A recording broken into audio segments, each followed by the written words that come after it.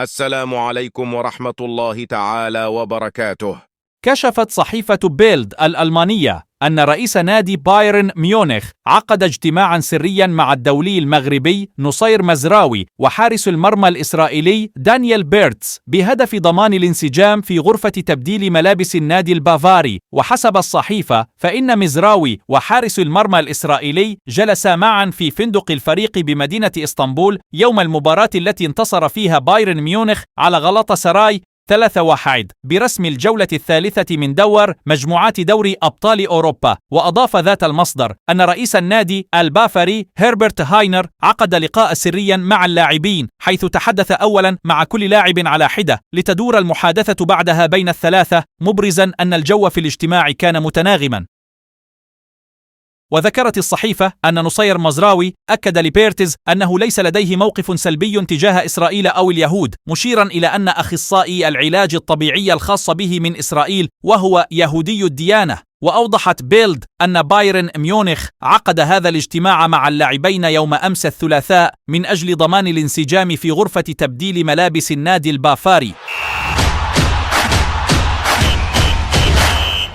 عاد الحارس المغربي للحديث إلى موقع فوت ميركاتو على العروض الذي تلقاه بعد نجاحه الكبير في كأس العالم بقطر الفاين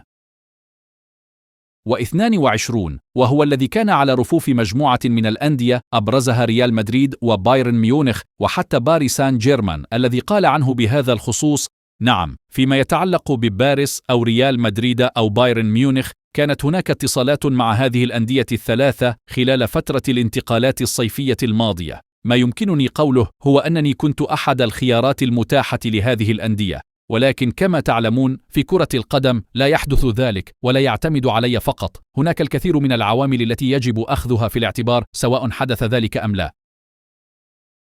أنا محظوظ اليوم لوجودي في نادي مثل الهلال، حيث أشعر بالسعادة وحيث كنت قبل كل شيء الخيار الرئيسي، لذا أشعر بالمسؤولية لمنحه أقصى ما يمكن. يذكر أن ياسين بونو لم يكن سيحصل بلا شك على نفس الضمانات للعب في باريس، حيث يبدو من الصعب إزاحة جيان لويجي دوناروما من عريته في الفريق الباريسي، ولذلك فضل الهلال السعودي ليظل حاضرا على المستوى التنافسي.